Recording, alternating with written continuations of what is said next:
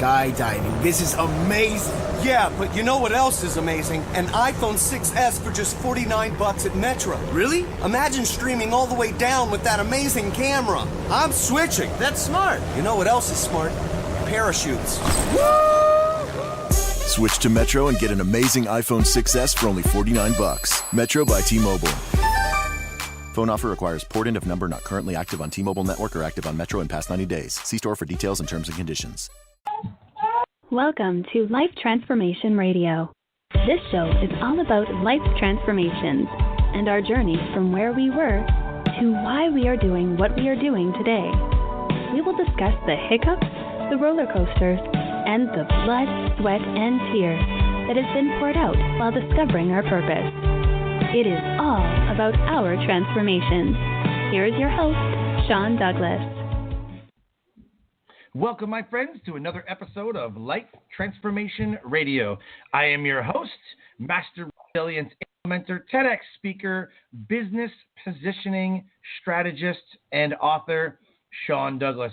This show is currently heard in over 63 countries, such as the U.S., Canada, Brazil, Australia, Italy, France, Germany. So I want to thank you to those who are listening from around the world.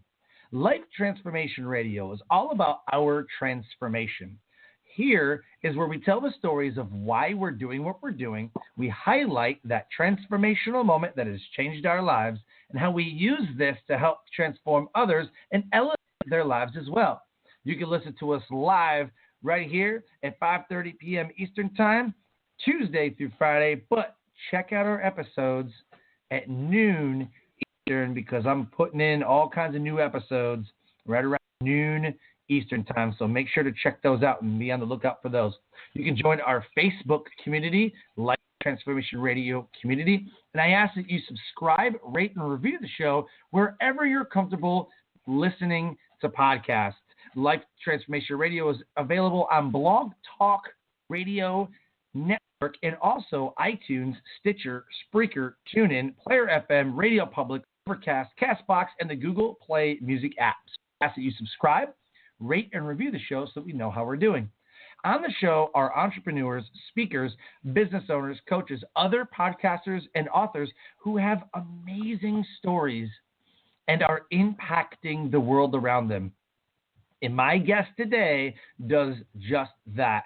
If you have any questions for any of the guests that I bring on the show during our live broadcast, you can call in at 657-383-1109. Again, the number 657-383-1109. So I'd like to right now please welcome my guest, Miha Matlievski, to the show. Hey. What's going on, my friend? Hi, Sean. Yeah, doing great. How about you? I'm doing amazing. It's Friday. Getting ready to put some Christmas decorations up. Getting ready for Thanksgiving next week. So it's good. Yeah. And it's still morning for you, isn't it? It's 5:30 p.m. Eastern time right now. Where are you at? PM. I'm in Europe, so for me it's almost midnight. Oh my gosh, man! I should have known with the time difference. Wow, so I won't hold you too long then. Then I'm plus 6 hours. Wow, where in Europe are you at right now? Well, for the past year or so, I'm located in the country of Serbia, but I actually come from Slovenia, which is an even smaller country. And wow. The only way that people recognize it from U.S. is that your first lady, Melania, she's a Slovenian girl. And if you're a huge fan of basketball, then we have two really good NBA basketball players, Goran Dragic. I don't know what club he's playing at. And then with Dallas Mavericks is now Luka Doncic. Okay. Very cool. Very cool. So, man, I just want to welcome you, and I didn't realize it was so late, so my apologies for that. But no, perfectly okay. Yeah, let's get to it. So the title of this episode is Failure, the Ticket to Success with Miha Matlievski. Miha believes failure can be your ticket to success. his incredible journey from contemplating suicide after going $5 million in debt overnight to growing his next business to 8 figures in less than 12 months. His mission is to help break the taboo of failure by exposing it in a healthy way and using the lessons learned to prepare for an epic comeback. It's time to fail forward. Right there is the Facebook for him, facebook.com/Matlievski.Miha. So go click that and then go to his website, www.fail.coach. And you can learn everything you want to know and get a hold of his programs, products, and services right there at www.fail.coach. So the first question I have to ask, man, what is your why? Why is that your mission, to break the taboo of failure? Why do you do what you do? Very simply. So I came minute away from committing suicide. Fortunately, I had the aha moment there, and that saved me from actually doing it. But I was one of the fortunate ones. The more I talk with entrepreneurs and their families, the more stories of suicide I hear. And also failure or fear of failure is the number one killer of dreams, especially for entrepreneurs.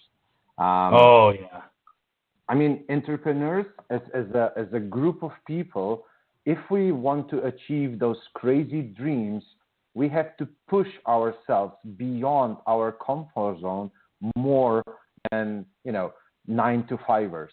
I mean, I'm not saying that entrepreneurs are the only group. You have the athletes and so on, but obviously I never was an athlete, so it's hard for me to understand what goes in their head and their minds. But entrepreneur, I was for the past 22 years, and I know exactly what's going on when you're going up, when you're going down. And I just want to, prevent something like that to happen to as many people as possible. Well, how did you get $5 million in debt? Was it business debt? No, that was my personal debt. Wow. So, yeah, I dropped out of high school when I was 18, and I started working for my father's company. I had that perfect childhood, which turned out to be not so perfect because it didn't prepare me for the real life. And then when I was 23, my father suddenly died from cancer, pancreatic cancer. So it was just 3 weeks from being super healthy to pass away. And I had to take over the family business. I had no clue what I'm doing. Back then there were no coaches, no mentors. There was no Facebook and Facebook groups and all of that. That was in 2003. And so I embarked on this journey. And at first I was doing really good. I started creating new companies. Altogether in my life so far, I've created 9 companies, and now Fail Coach is my 10th company. And before I was 30, I reached a point where my personal net worth was around 15 million US. And that was, real estate, money in the bank, investments, and so on, shares in my company. All that together was roughly around 15 million US. Because 15, 1-5? 1-5, yes, 15. 15. Okay. Yeah, and because of series of stupid mistakes that at that point I didn't realize that I was making them, I ended up losing all those 15 millions and end up 5 million additionally in personal debt without the possibility of doing personal bankruptcy. And that was one of my companies was in real estate, and all my other companies were tied together. And so when that one went down, everything went down. And it was basically just one call, one Monday morning, December 7th, 2009. I got the call from the bank, and next day I was bankrupt, completely bankrupt, and 5 million in personal debt.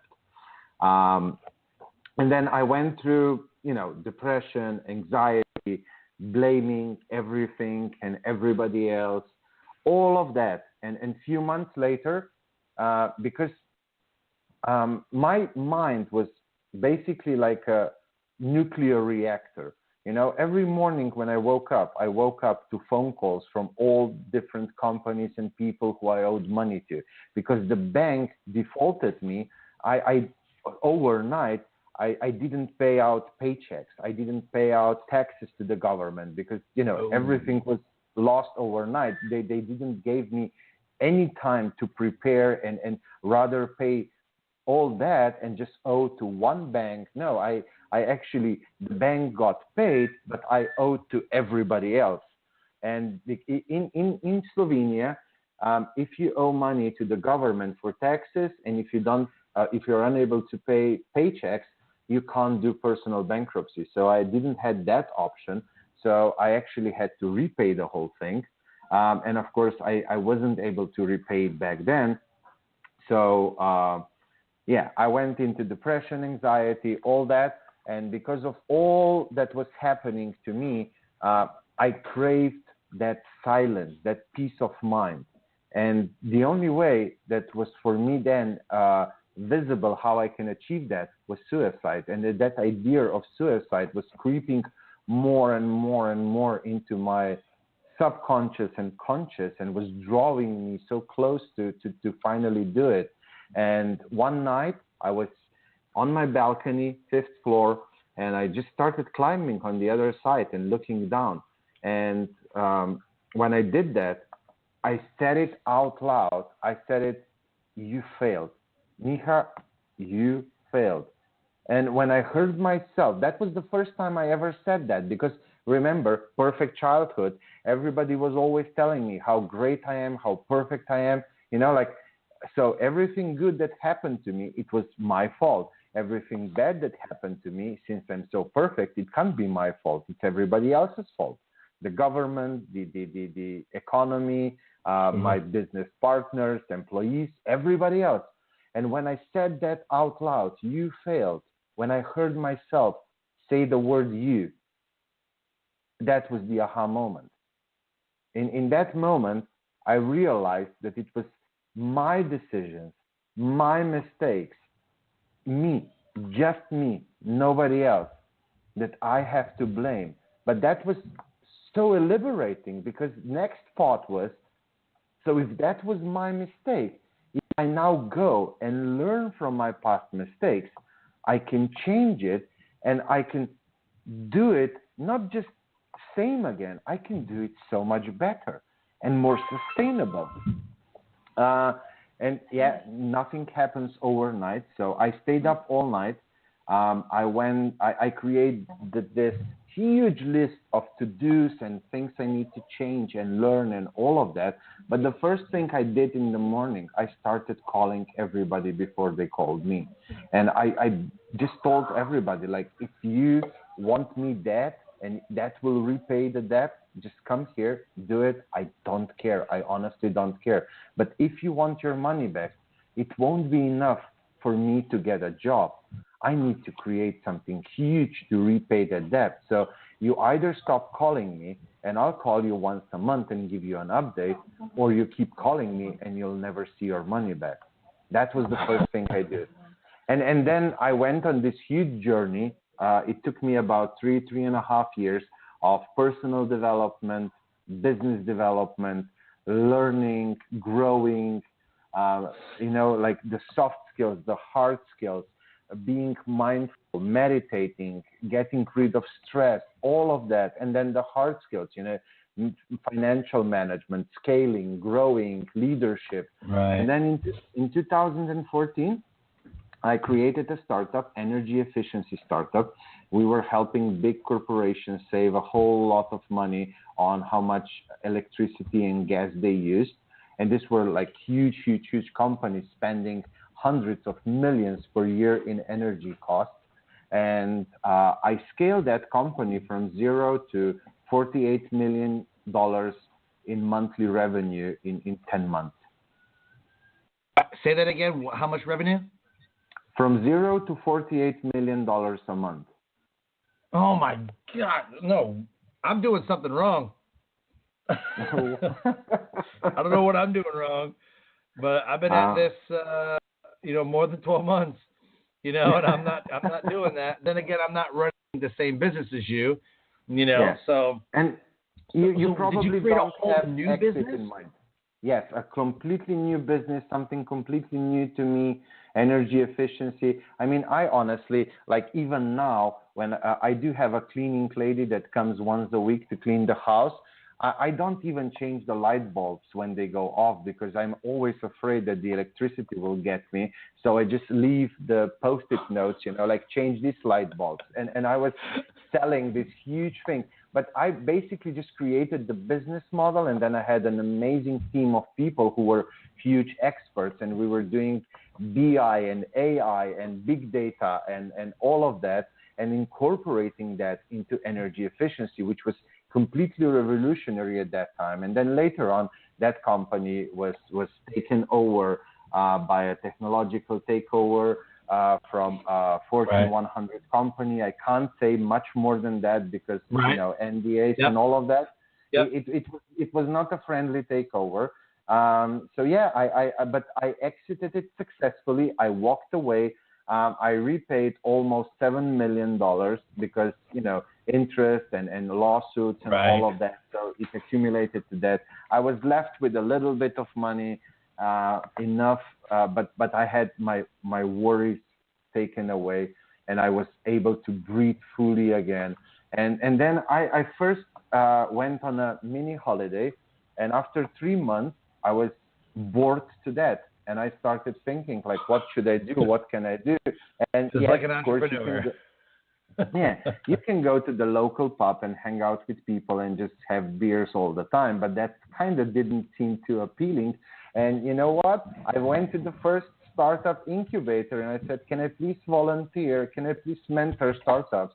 And I just needed to be around fellow entrepreneurs. And so I started helping startups. I started helping people who are just starting companies. I'm helping entrepreneurs who are already at 7, 8 figures, how to grow, scale, how to take themselves out of the company and focus on the business and have that freedom. Because freedom of money, that's the easiest one to achieve. Freedom of time is much, much, much more difficult.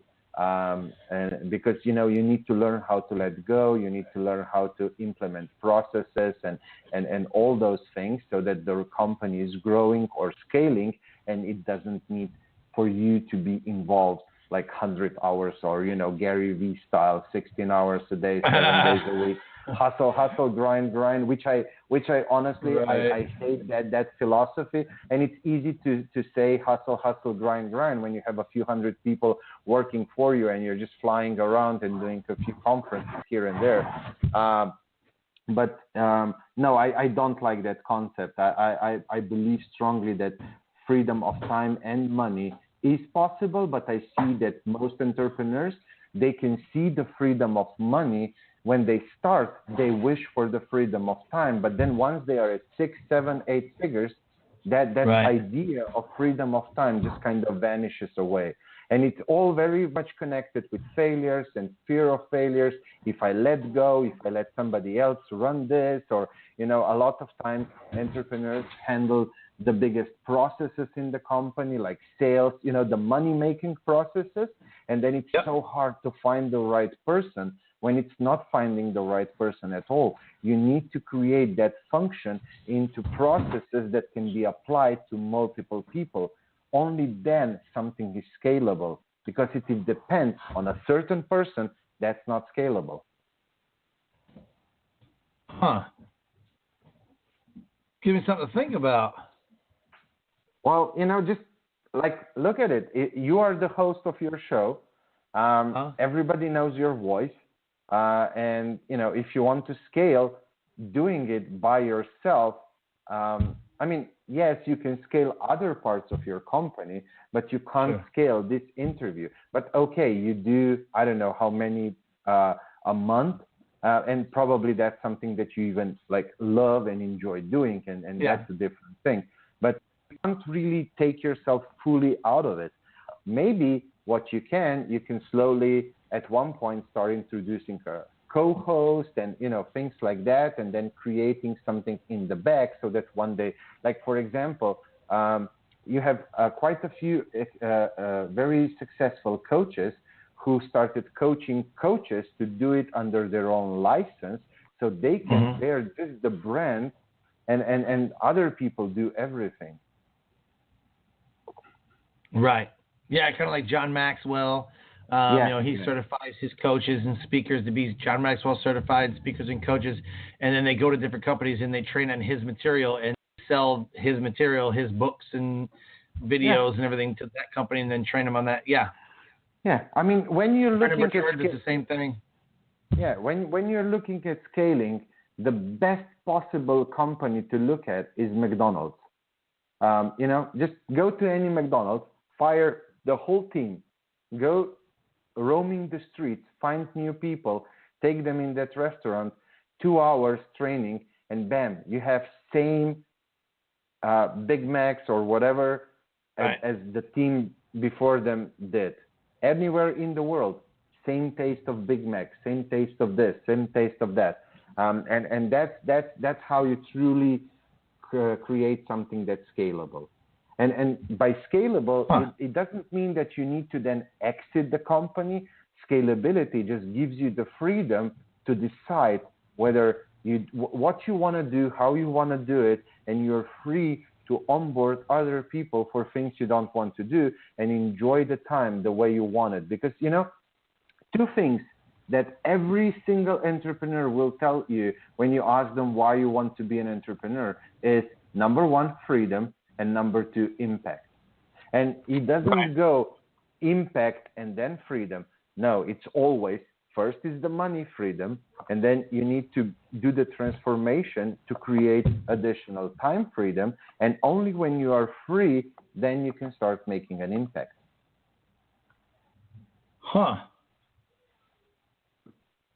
You make a lot of sense. You need to first be taken care of, because you can't give something that you don't have. So you're saying so the impact comes once you have the freedom to do so. Yeah. When you truly have the freedom to do, how coaches, productivity coaches like to ask you, Sean, if you would have all the money and all the time in the world, what would you do? Or, the mindset coaches where they try to figure what's your why, what you're passionate about. And they usually ask you that. And that's what you start doing once you have that. Because, you first you get a little bit bored, and then naturally you can do whatever you want to do. So you go do what really is your hobby. My mind is blown right now, Miha. My mind is blown. Like the way that you put that, I'm like, geez, that makes so much sense. Now I'm trying to figure out, what am I doing that I could change? Because I'm always asking myself the same three questions. What am I willing to do more of? What am I willing to do differently? And how am I going to connect? How will I connect with the people around me? And if I can answer those three questions on a daily basis, then I'm always at the top of my game. Because if somebody just keeps doing the same thing over and over again, I always want to keep doing. That's why I always want to keep doing different things, And find new programs, find new ways of doing stuff. That's just. That's growth hacking. Marketers usually use that. Digital marketers usually say growth hacking, but basically growth hacking is a technique where you try a lot of different approaches to achieve a certain goal, because every goal can be achieved in many ways. You can look at it like you want to go from, New York to San Francisco. You can go by plane, by train, by bus, by hitchhiking. You can walk, you can cycle. There are a plethora of ways how you can get from point A to point B. Now, depending on your resources, whether you have money for the plane ticket, or you will go hitchhike because you don't have that money, or what you wish to do. Maybe you want to, drive by car and enjoy the ride and stop at every diner and, try every burger on the way or whatever your, floats your boat. You're reading my mind. Yeah, but that's how every goal in life can be achieved in multiple ways. That's why I hate so much when people try to tell you that there's only one way to get thinner, or one way to do this, or one way to run a business. No, there are multiple ways, and you need to choose the one that feels more right for you. But to get there, how do you know what kind of food do you like? You first have to try it. Am I right? Right. How would you 100%. otherwise know whether you like broccoli or not? You have to try it, and maybe not just one dish, but you have to try it in a few different ways. Because that steamed broccoli, I don't know how many people like that, but you can make amazing things from broccoli, and then suddenly you say, oh my God, I'm crazy about it. And so you try a few things, but you need to try them in a smart way. You need to apply some metrics. You need to benchmark it against other things that you try. And Google is your resource here. I mean, there's statistics for basically whatever you want to do. So something that to what you can benchmark the results of the activities that you're doing. And by trying multiple things, you're getting closer and closer and closer to how you want to do things. And a lot of times I'm asked, how do I find my why? How do I find my purpose? My belief is that you need to go out there, do a lot of things and try them, doing things that you really love doing, and your why and your purpose will find you. I wasn't looking for my purpose. My purpose found me when I was completely relaxed. I was worry-free. I had the freedom of time, the freedom of money. And suddenly I realized I love talking to entrepreneurs. I love helping entrepreneurs. And that's how my purpose found me. And I see it often that mostly the purpose finds people, not the other way around. Very cool. So what would you say to somebody who's either starting over, like you had to start over? What would you say to somebody who's either starting over or they have a fear of failure, or they're like, I don't know if it's going to work out. I'm kind of sketched out a little bit. Like I don't know if this podcast is going to work out. I don't know if this business is even viable. There's no proof of concept. What would you say to them? The first thing is failure is something that will be present always. Every time you do something where you push yourself out of your comfort zone, that means you're doing something new, because what you already know, that's your comfort zone. So you're doing something new. When you do something new, there is 50-50 or even more chance that you will fail. And failure is nothing bad.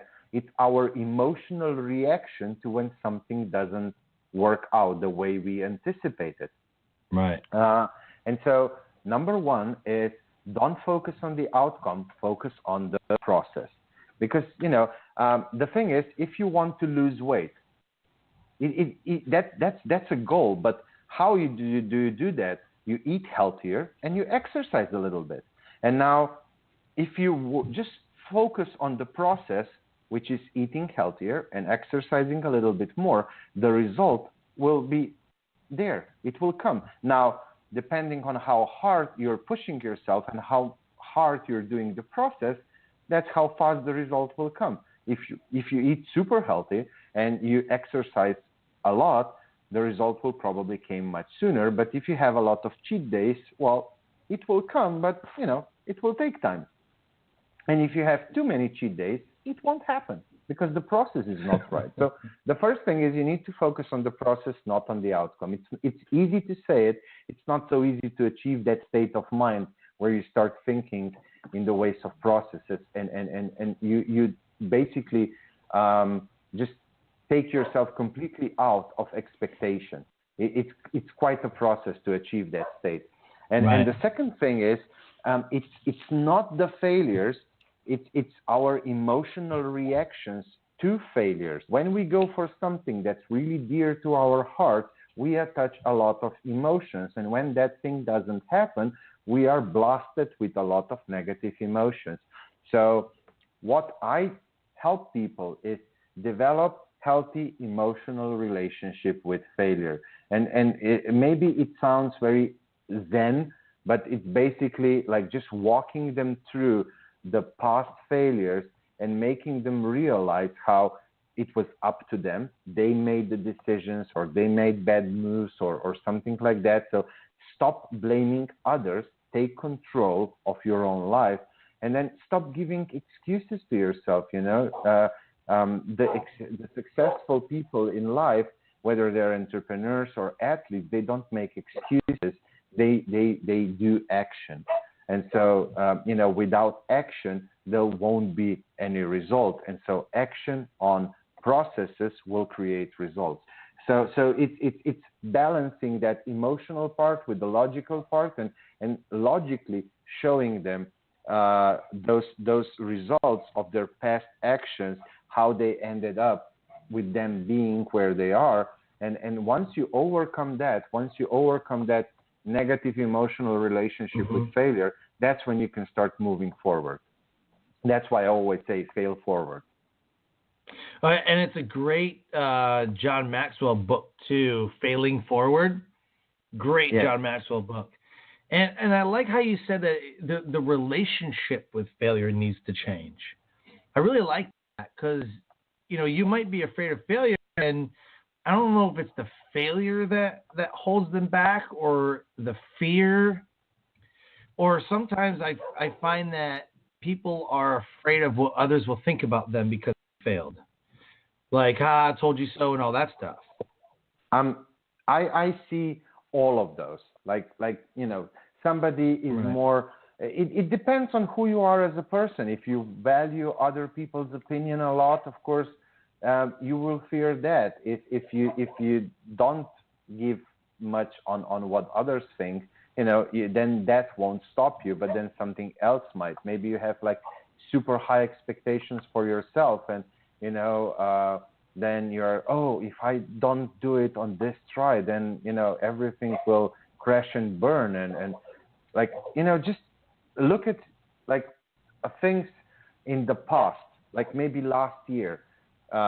Probably you had a lot of moments when it was like, oh my God, if I don't succeed right now at that, everything will crash and burn. And then maybe you didn't, and at that point it was hugely emotional. But when you look at it now, when the emotions faded away, it's like, okay, yeah, I survived that. Like I remember how many times when I was failing, I thought to myself, oh my God, will I even survive to tomorrow? Will I even be alive tomorrow? And you know what? I'm still here.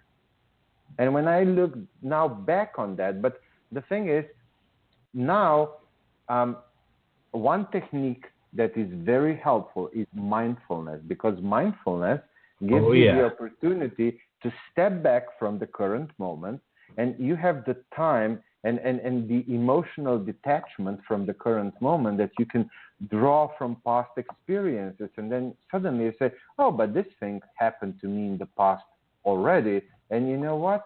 I feared a huge outcome, and that didn't happen. So it won't happen now as well.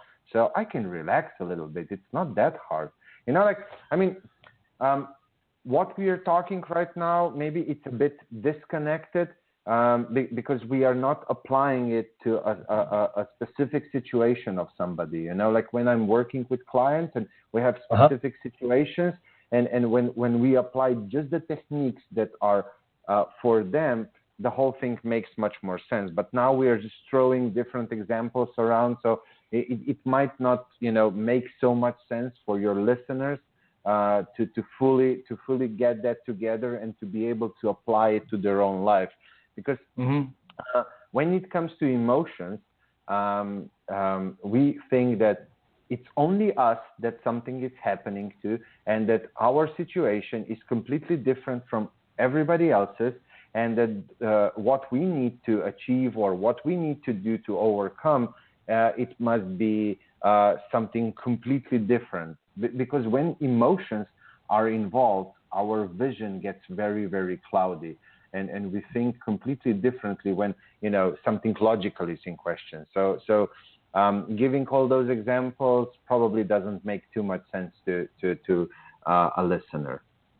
No, I'm sure they get it. The one thing I keep thinking about is like, I want to fail though. Like, I want to fail early. I don't want to fail like later. Like, I want to fail early because it gives me kind of an idea of where I'm at, what failed, how I can fix it. I'm still early on so that I can recover. I'm not sure that I can recover like you did, in $5 million in debt. I've never been that far in debt, but I mean, some debt just crushes people. I know. I want to fail. Like, I want to fail early. I want to fail often because I want to know what's not working. Like, well, that didn't work. All right, next. Okay, well, that tactic or that strategy, whatever. Oh, that didn't work. And then find one that does and go, ooh, found it. Because I don't want to get like a false sense of success. You know what I mean? Like, you do something and you're like, ooh, I'm super successful, but it's all like, it's not foundational, right? Like, it's a false sense of security. I was too cocky. I was too self-confident. I mean, I was, like from a young age, I was told how amazing I am. I'm almost sent from a god. And that gets burned into your brain. Like your whole family, everybody's telling you how amazing you are, and then you do a few things, and they turn out to be good. I mean, at that time, I was not considering, hey, the whole Europe is in like hugely good economical situation. There is not even one company failing or going bankrupt anywhere around us. No, I was thinking like, oh my God, I'm just so great. I'm so good. Whatever I touch turns into gold. That was how I was thinking. I was not humble. Achieve 1 mini goal, next one. I didn't even stop to be grateful for what I have. And those were the things that got me down. And life was throwing, signals my way.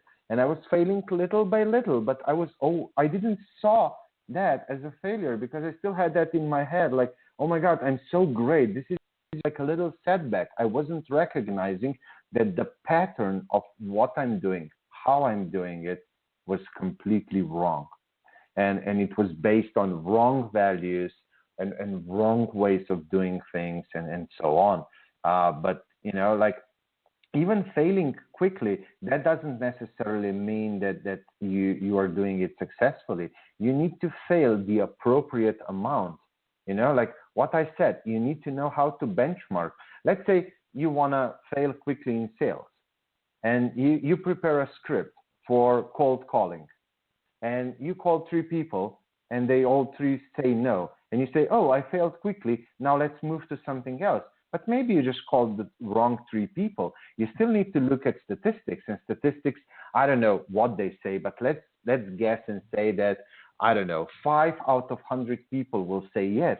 So you actually need to try at least 20 or 30 calls for that statistic. And then if you don't get at least one yes within the 20 or 30, then maybe it's time to rethink the strategy. But if you give up too quickly, that's not a good way of failing because then you will just fail, but you will never find the success because you're giving up too quickly. So it's not about, you need to fail just the right amount. Yeah. Well, what I mean by that is, let's say that I'm building a speaker career and, building the entrepreneur, speaker, and business owner academy called the Success Core. That's what I'm building. I also have this show right here. If nobody listened to my show, I'd want to know why. This is what I love to do. I need to figure out why people are not listening. So this tactic didn't work. I have 0 downloads. Okay, time to try something else. And I'll keep trying things over and over and over until one starts to gain traction. Once I start to get a little bit of success, then I double down on that one successful thing.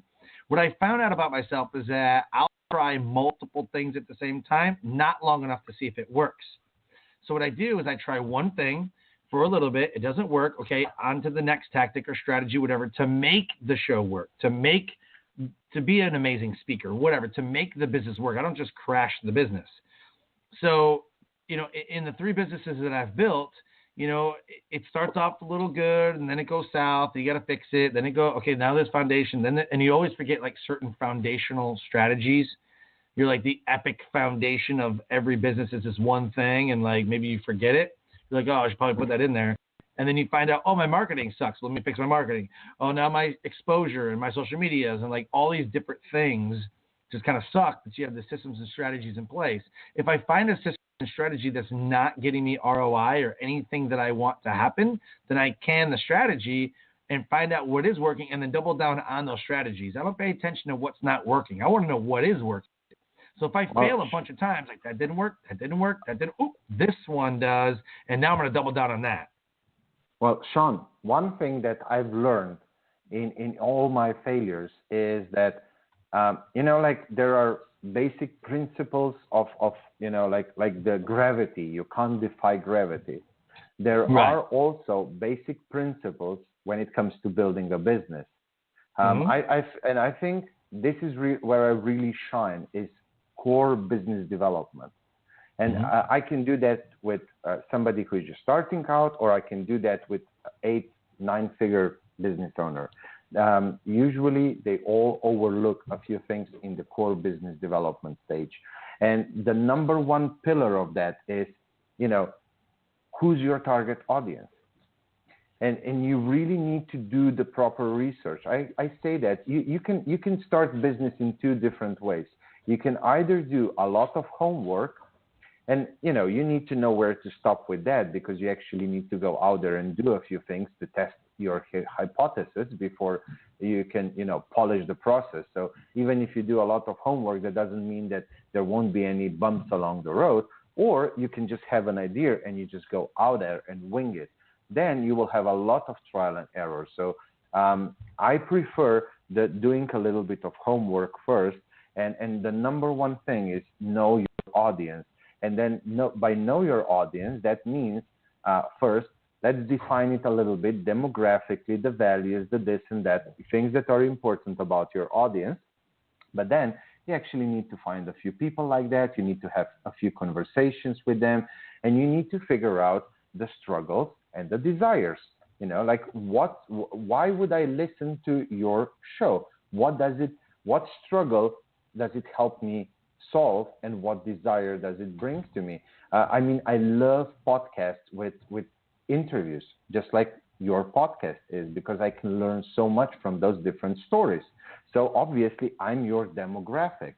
And then you can say, okay, let's create a product. And then you would say, okay, I'll talk to Miha, and Miha will tell you that, I do love interviews.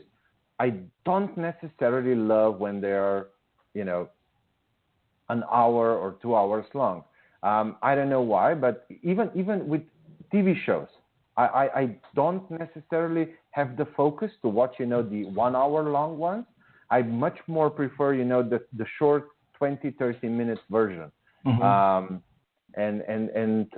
So you would then get multiple information, and you would probably say, oh, Miha is not really my target audience. He wanted to be too quick. I want to do a bit more in-depth thing. So who's your target audience for that? When you do this basic business development, which can basically be done in about a weekend time frame, you create this lean business development plan, and then you start executing. I see much better results when you do it that way. I've helped hundreds of entrepreneurs, literally hundreds, over this last 5-6 years, scale from 0 to 100, 200K a month in less than 6 months. I honestly can take you from one step to another, from 5 to 6, from 6 to 7, to 7 to 8, from 8 to 9 in under 6 months. Wherever you are, one step in under 6 months. That's incredible. And I've duplicated that so many times. I can do it blindfolded. Is that for certain industries, or is it only service-based businesses, or is it like anything? No, I've done it with companies that are in manufacturing. I've done it with companies in retail, in services, online, offline, coaches. I have one guy from Kenya, Africa. He's 20-something, 23, 24. He reached out to me a few months ago. He's a copywriter, writing in English language. And in just a few months' time, he went from basically zero to, I think he's now at around 10K a month. He's been published in, I think, The Economist, Thrive Magazine, and so on. He's got new and new clients. A 20-something from Kenya, Africa.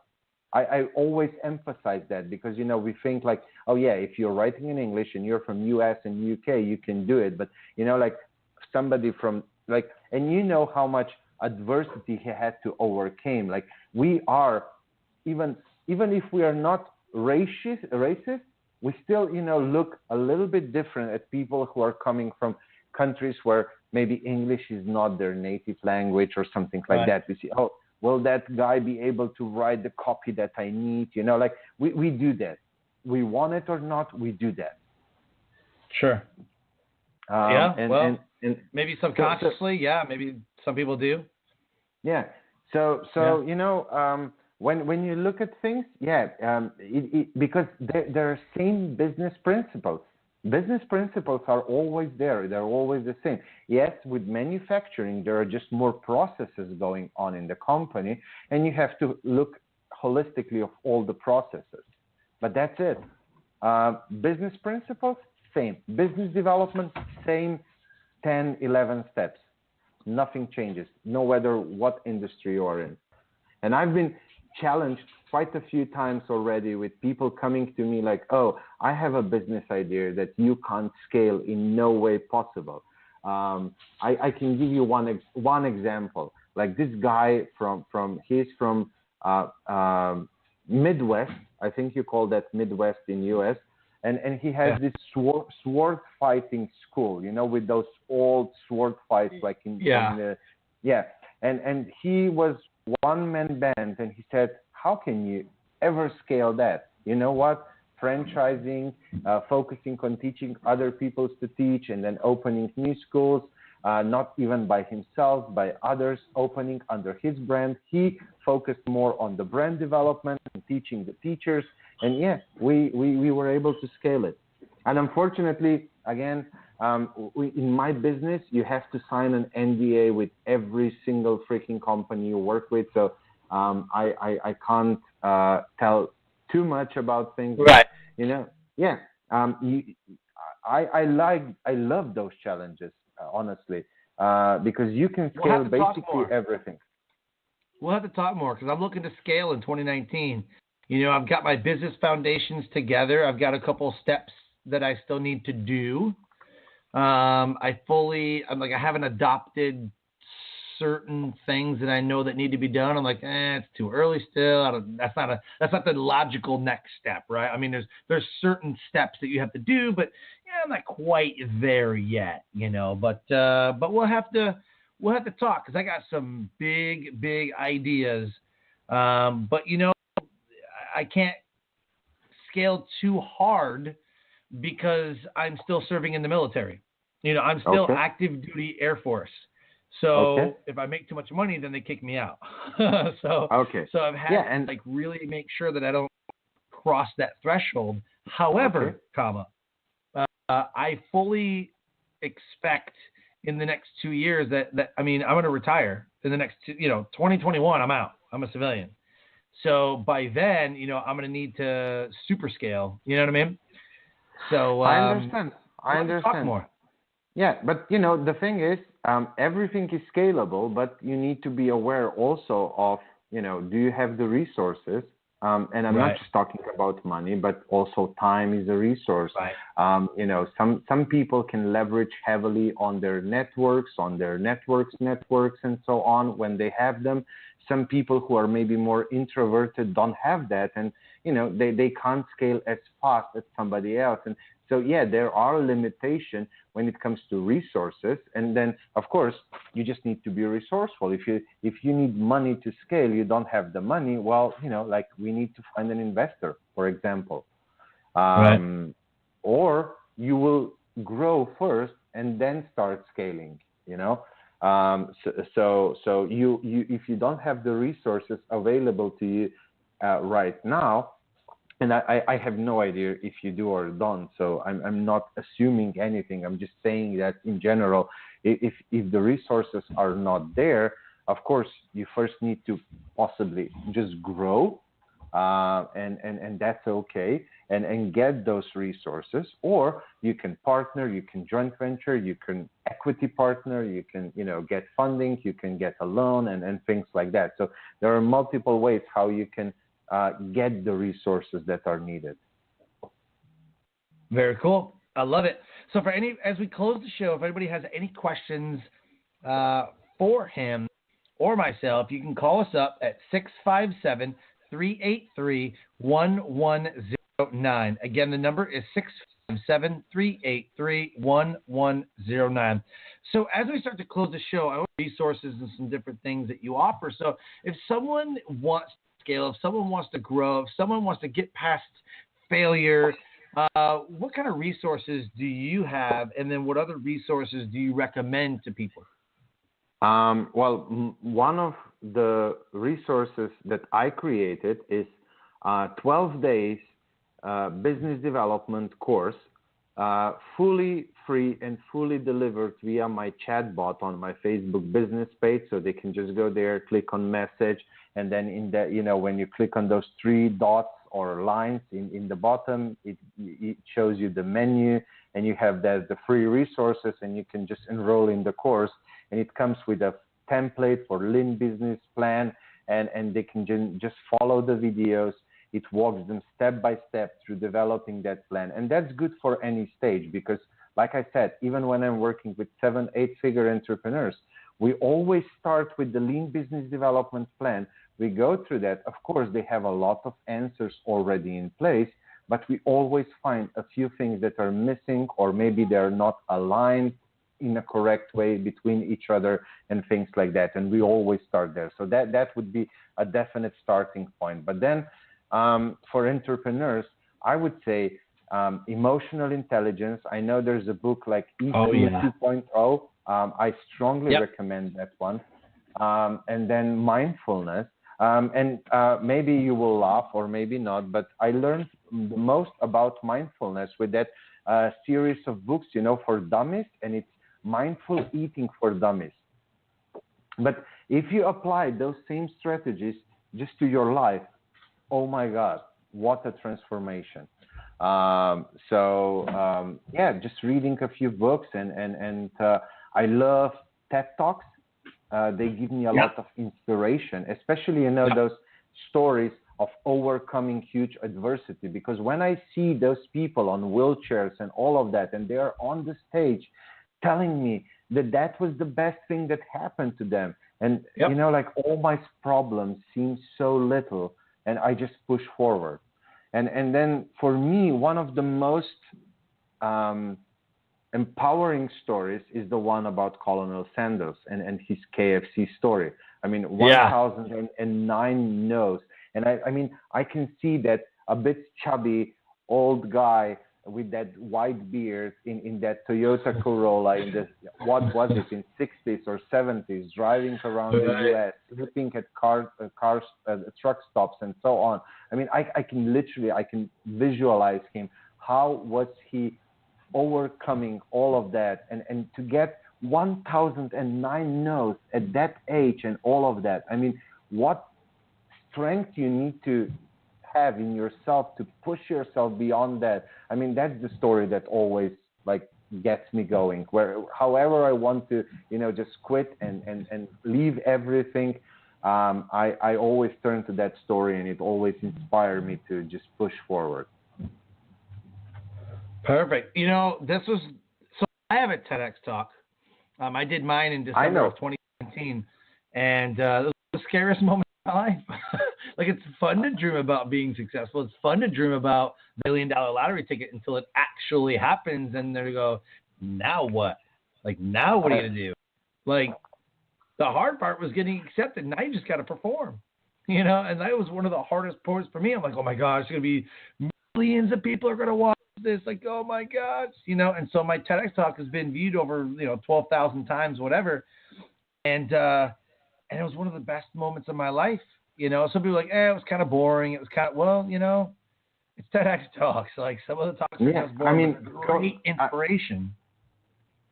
Just go on a stage and try it yourself if you think that that's boring. Yeah, like I know the feeling. Like every time when I need to go on a stage, the last 5 minutes, I'm constantly like, like, why am I even doing this? Like, why am I putting myself through this? I'm shaking, I'm nervous, I'm sweating, I'm, like all of those things.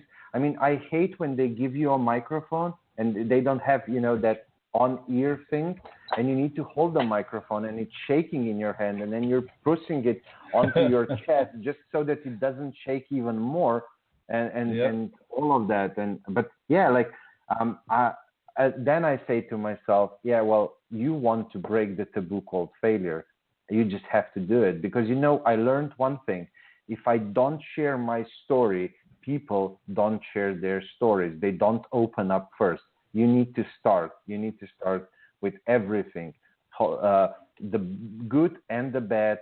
And the more you dive into the emotions, the more you dive into the negative self-talk that was happening to you, the more people can connect on emotional level, then they open up. And I believe that the only way that we can break this taboo that's called failure is if we start openly talking about it. Very cool. So as we start to close the show, as we actually close the show right now, give us a nugget of knowledge that will motivate, transcend, and inspire someone to take action today. Oh my God.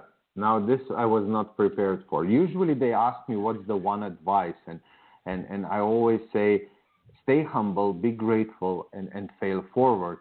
But something that can be actionable, I would say just, start training your mind in a way where you are not focused on the outcome, but you are focused on the process. Outcome will inevitably come. You just need to polish the process.